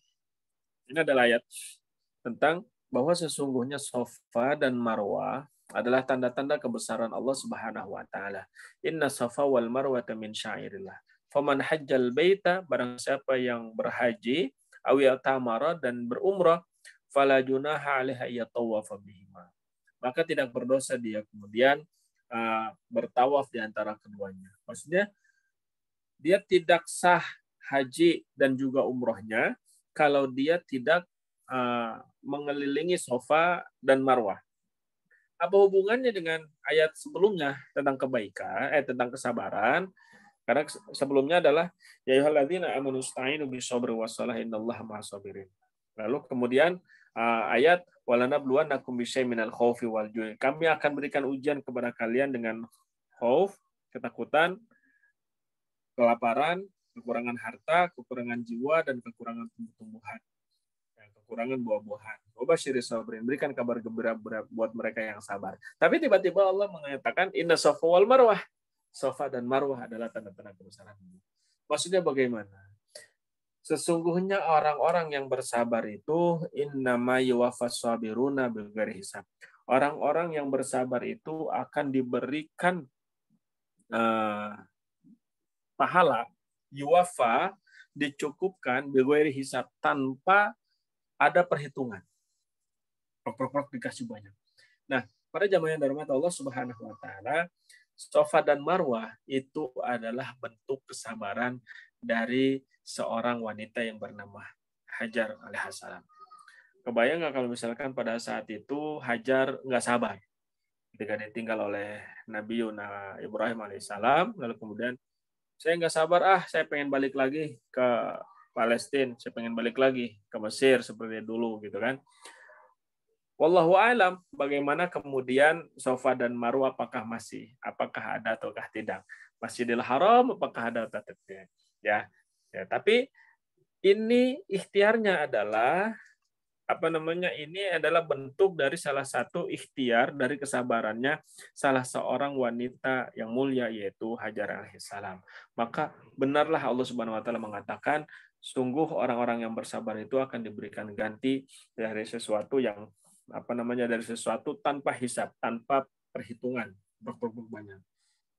Maka kemudian karena kesabarannya Hajar alaihissalam, berapa pahala yang didapatkan oleh Hajar alaihissalam sampai sekarang. Orang bertawaf di sana, orang berhaji di sana, orang sholat di sana, orang berdoa di sana, seluruhnya wakaf-wakaf tumbuh di sana, ya. Kemudian kebaikan-kebaikan tumbuh di sana hanya gara-gara kesabaran satu orang ini yang bernama Hajar alaihissalam. Maka Bapak Ibu yang dirahmati Allah Subhanahu wa taala, kalau Bapak Ibu kemudian merasa bahwa ini adalah ujian buat Bapak Ibu karena dari masalah hutang atau jodoh sebagainya, maka ketika bersabar kemudian berikhtiar dengan sungguh-sungguh mengerjakan sesuatu yang ada di hadapan kita dengan baik, maka insya Allah Allah Subhanahu wa taala akan memberikan kepada kita pahala yang jauh lebih baik dari apa yang kita perkirakan. Mungkin bisa jadi kita tidak merasakannya seperti Hajar alaihissalam merasakannya sekarang, tapi beliau mendapatkan pahala yang begitu banyak dari apa yang beliau kerjakan. Begitu juga para pimpinan-pimpinan pondok, pesantren yang memulainya kemudian dengan penuh kesabaran, penuh ketaatan, kemudian ketika wafat santrinya sudah 1000, berapa pahala kemudian didapatkan oleh beliau. Maka para jamaah yang dirahmati Allah Subhanahu wa taala, tetaplah bersabar. Ya, bersabar diberikan oleh Allah Subhanahu wa taala kepada kita semuanya, dan tetaplah berdoa dan tetaplah dengan penuh keyakinan kepada Allah Subhanahu wa taala. Mungkin itu plus teman. Terima kasih Mbak Zahra ya. Assalamualaikum warahmatullahi wabarakatuh. Waalaikumsalam warahmatullahi wabarakatuh. Terima kasih juga Ustadz atas segala materi dan ilmu yang insya Allah bisa diterapkan oleh Bapak dan Ibu sekalian. Untuk selanjutnya, sudah hadir di antara kita semua dalam Zoom ini Ustadz Hendy sebagai materi kedua. Sebelumnya, Assalamualaikum Ustadz Hendy.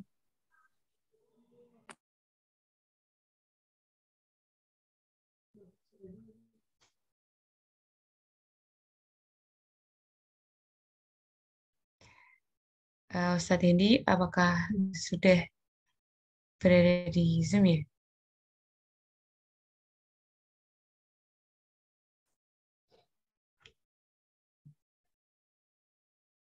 Assalamualaikum Ustadz.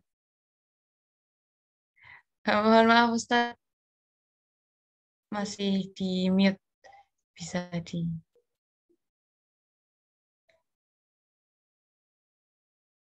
Apa Ustadz, belum masuk suaranya? Masya Allah ya. Maaf nih baru nyambung, baru selesai kajian ya. Tadi udah salah satu panitia calling-callingan juga sama ya Irfan ya tadi ya. Alhamdulillah ya. Materinya bagaimana menjadi pemenang ya, bagaimana menjadi pemenang. Kun the winner. Pemenang itu kalau di dalam bahasa Arab disebutkan al-faiz. Ya. Dalam Al-Qur'an kalimatnya al-faizu. Jadi ayat apa yang kemudian arahnya menjadi al-faizun? Nah, itu dia itu menjadi pemenang. Ulaika humul faizun. Mereka adalah golongan orang-orang yang menang. Nah, menang untuk mendapatkan surganya Allah, langkah pertama adalah menang melawan ego kita. Ya. Menang melawan ego kita. Kadang ego kita maunya begini, tapi Allah maunya lain. Prinsip riyadhah itu salah satunya untuk mendapatkan kemenangan dengan ego kita adalah ikut aturannya Allah tanpa menawar. Patuh saja. Nabi Ibrahim itu patuh kan? Nabi loh bisa nawar. Nabi Muhammad patuh kan? Yang suruh Nabi Muhammad nawar siapa? Perintah sholat. Nabi Musa. Tapi aslinya Nabi Muhammad, mungkin kalau nggak ada Nabi Musa juga kita bakalan sholat 5 waktu. Tapi hebatnya Nabi Muhammad SAW mengkonversikan 50 waktu perintah sholat itu dalam apa? Dalam sholat sunnah. Ya enggak? Jadi Nabi Muhammad itu negosiator yang paling ulung. Dia nggak mengecewakan Nabi Musa yang udah menyuruh untuk diturunkan lagi perintah sholatnya. Tapi Nabi Muhammad juga tidak mengecewakan Allah. Jika ternyata kita melakukan semua sholat-sholat sunnah kita dan kita hitung, bisa jadi lebih daripada 50 waktu. Silakan dihitung sendiri. Ya enggak? Iya. Waktu malam itu 1 waktu. Qobliyah subuh 1 waktu. Subuh 1 waktu. Syuruk 1 waktu. Ya enggak? Ini waktunya aja nih, belum jumlah rakaatnya nih. Duha 1 waktu. Nanti qobliyah apa? Zuhur ada waktunya sendiri. Yang disebut dengan waktu itu ada taukidnya. Kemudian sholat zuhur ada waktunya sendiri. Ba'diyah zuhur ada waktunya sendiri. Terus sampai nanti sholat hajat. Bayangkan Imam Ahmad Ibnu Hanbal sholat semalamnya sampai dengan 200-300 rakaat kan? Itu sebenarnya mengamalkan itu. Nah itulah kemudian kita menjadi pemenang. Sehingga kita tidak ada nih dalam konsep riyadoh, kenapa harus segini? Bukan itu. Kita sedang mengikuti atmosfer yang dijalankan Rasulullah Shallallahu Alaihi Wasallam. Satu-satunya jalan untuk menjadi pemenang mengikuti atmosfernya Rasulullah. Atmosfernya Rasulullah, bangun jam 2.30, sholat malam, ngaji, habis itu subuh, habis itu ngaji lagi, habis itu sedekah. Kalau yang kerja gimana? Ya habis subuh udah siap-siap aja kerja. Jadi nggak usah dibikin bingung nih ya. Yang lagi cuti ya udah, kalau lagi cuti maksimalin ibadah. Begitu kita harus bekerja, tinggal kita rubah. Yang biasanya naik motor kita asal naik motor, kali ini kita pastikan dalam keadaan berwudu. Sehingga selama di motor kita membaca subhanallah wa bihamdi subhanallahil azim, atau kita baca ya Fattah ya Razzaq, atau kita baca amalan-amalan tentang penghapus hutang, atau kita baca amalan-amalan untuk mendapatkan jodoh. Emang kenapa kalau kita lagi naik motor kemudian kita baca Robbana atina min ladunka rahmah wa hayyi lana min amrina rasyada, atau Robbana hab lana min azwajina wa dzurriyyatina qurrata ayun, atau sedang lagi naik busway kemudian kita baca Robbila tadarni fardan wa anta khairul warithin. Emang kenapa? Enggak salah. Baca terus aja dari mulai stasiun A ke stasiun B sampai ke kantor. Enggak salah. Ini karena kita harus kuat dalam berdoa. Nah, Allah itu dalam setiap memerintahkan sesuatu pasti ada 2 unsur antara vertikal dan horizontal. Vertikalnya amalan-amalan kita, wirid-wirid kita, sholat-sholat kita. Horizontalnya adalah berbaginya kita dengan orang. Nah, nanti saya kasih tips-tipsnya nih. Sedekah-sedekah, nanti kan ada materi-materi khusus nih. Sedekah buat jodoh apa Ustadz? Nanti saya ada matematika jodoh. Nanti silahkan Mbak Zia mengatur lagi kapan kita bicara tentang matematika jodoh. Nanti tentang cara gampang bayar utang ada lagi sesinya sendiri. Namanya kita riadohnya kan panjang kan. Jadi ini kita masih di awal-awal nih. Masih di awal-awal. Saya ingin brainstorming tentang tauhidnya dulu. Benar-benar saat riadoh itu kekuatan yang paling utama untuk jadi pemenang itu justru bertawakal. Tapi tawakal yang kemudian kita susun strateginya. Jadi egonya kita dibuang dulu nih. Contohnya apa ego kita? Kita mau hutang lunas dengan cara kita. Entar dulu, kalau punya cara sendiri. Kita mau punya suami yang 4T. Tampan, takwa, tajir, turunan baik-baik. Nah itu 4T kan. Kalau ditanya sama orang tua, kamu mau suami yang gimana? Atau kalau ditanya sama teman, kamu mau suami yang kayak gimana? Mau istri yang kayak gimana? Jawabnya masa 4T? Enggak kan? Jawabnya Jawabnya jangan nanya lagi. Kamu nanya, kan nggak gitu. Kamu bertanya-tanya, nggak gitu kan ya. Tapi aku mau sebagaimana yang diinginkan Allah. Gitu. Makanya doanya, ya Allah lunasi hutangku dengan cara Engkau. Wah, itu enak tuh. Ini benar-benar nyerah tuh. Tawakal, nyerah, habis itu siapkan strateginya. Nah, iya kan? Manusiawi nggak Nabi Ibrahim kemudian bertanya kepada Ismail, aku disuruh Allah untuk menyembelihmu? Manusiawi. Walaupun sebenarnya nggak usah pakai ngomong sama Nabi Ismail juga, langsung perintahkan untuk menyembelih juga, langsung boleh. Tapi Nabi Ibrahim nggak gitu kan. Nabi Ibrahim begitu disuruh untuk menyembelih Ismail, dia nggak langsung, Ismail ayo rebahan, ini mau saya sembelih. Enggak. Tanya dulu, ani arafil ini arafil manami ani albahu kafangdur mata. Aku melihat dalam mimpi, aku menyembelihmu, apa pendapatmu? Nah, kalimat apa pendapatmu inilah yang kemudian lagi kita bahas. Ya, boleh jadi teman-teman maunya selesai dengan cara teman-teman, tapi Allah maunya selesai dengan cara Allah. Ayo kita bahas sama-sama dalam riyadhah. Mengamalkan sesuatu pada waktu tertentu, selama kurun waktu tertentu, untuk tujuan tertentu. Nah, itu yang disebut dengan riyadhah, gampangnya gitu ya. Jadi kita bersuluk nih, benar-benar fokus, serius, dan nanti ini bisa dikesinambungkan lagi, diistiqomahkan lagi.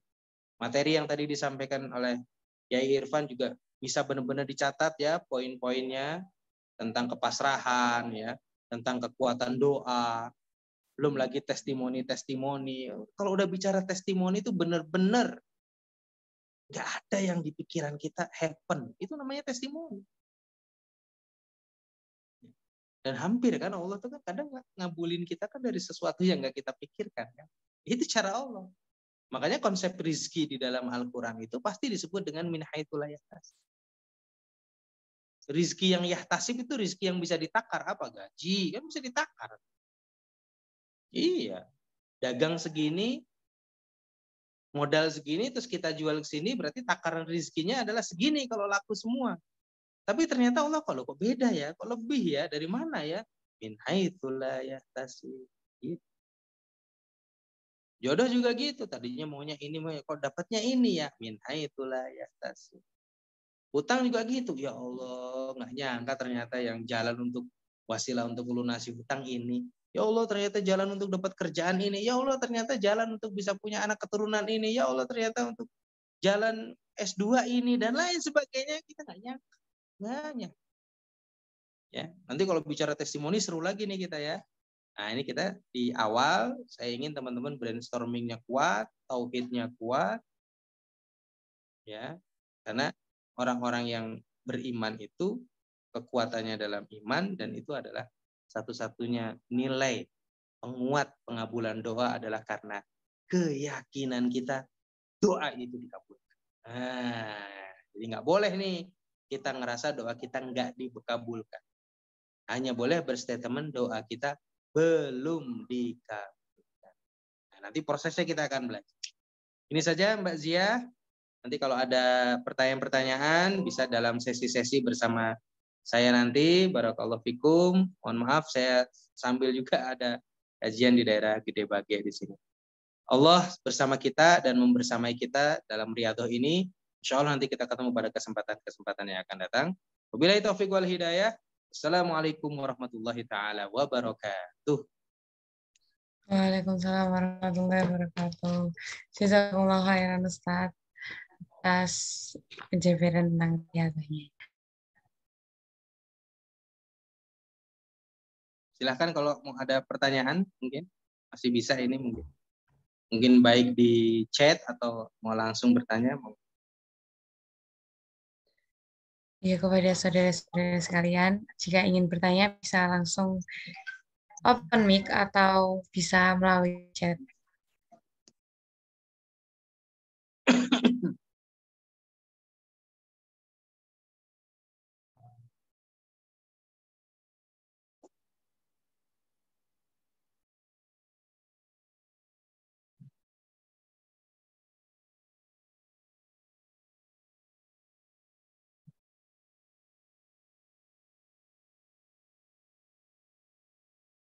Nggak apa-apa jika tidak ada, mungkin nanti di kesempatan yang akan datang kita bikinkan sesi khusus nanti yang dengan saya dijadwalin gitu ya, 40 hari ke depan.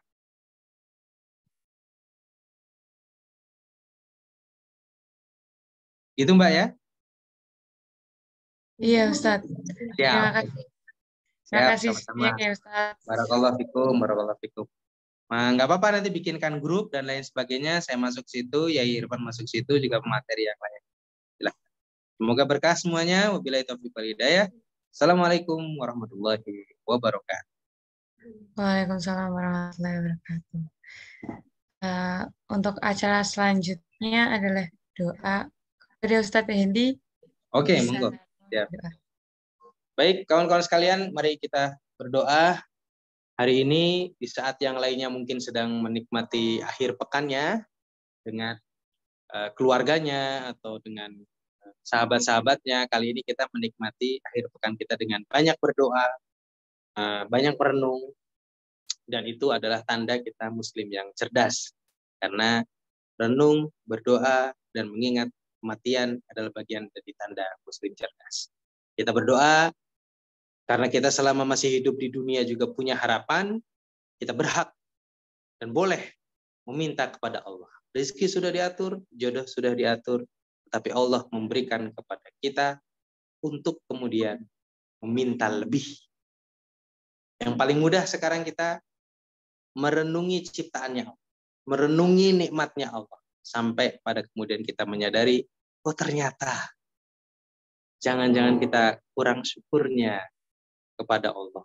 Kita terlalu banyak mintanya, kurang ngasihnya, dan kurang memberinya, dan kurang syukur. Maka kesempatan kali ini, mari sama-sama kita berdoa, kita tengadahkan tangan kita dengan membaca istighfar dan subhanallah. Subhanallah bihamdi subhanallahil adzim, astagfirullah. Subhanallah bihamdi subhanallahil adzim, astagfirullah. Subhanallah bihamdi subhanallahil adzim, astagfirullah. Subhanallah bihamdi subhanallahil adzim, astagfirullah. A'udzu billahi minasyaitonir rajim. Bismillahirrahmanirrahim. Allahumma shalli wa sallim mubarik ala sayyidina Muhammad wa ala alihi walhamdulillahi rabbil alamin.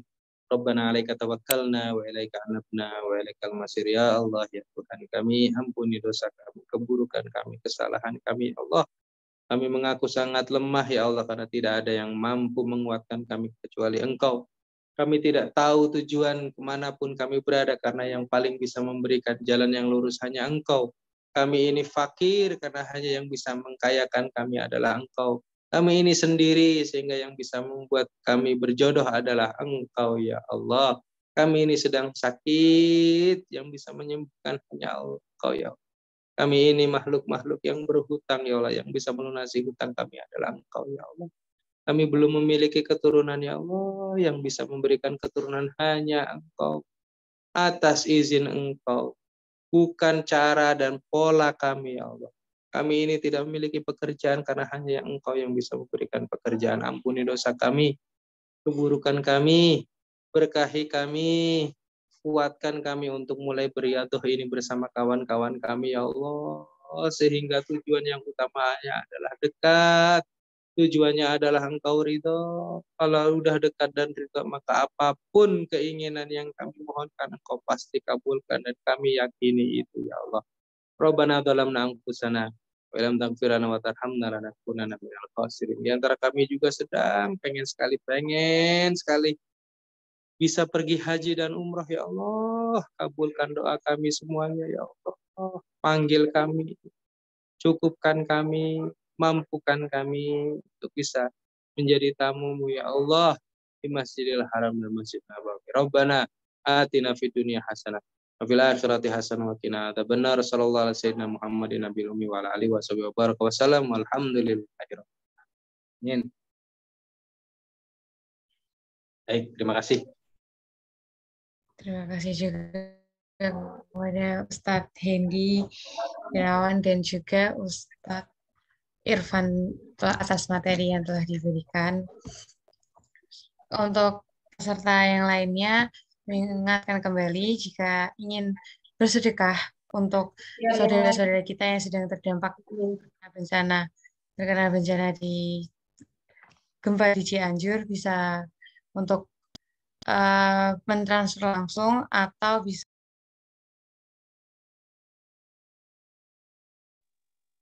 Siap, saya izin live ya. Assalamualaikum.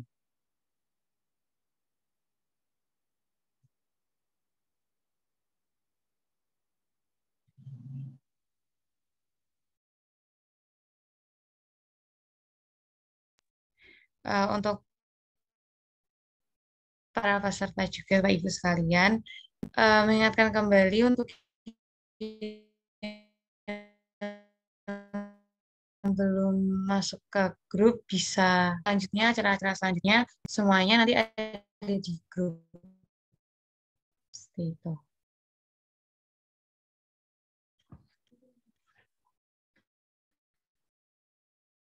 Untuk link grupnya bagi chat ya Bu, Bapak bisa dibuka dan bisa langsung bergabung ke dalam grup.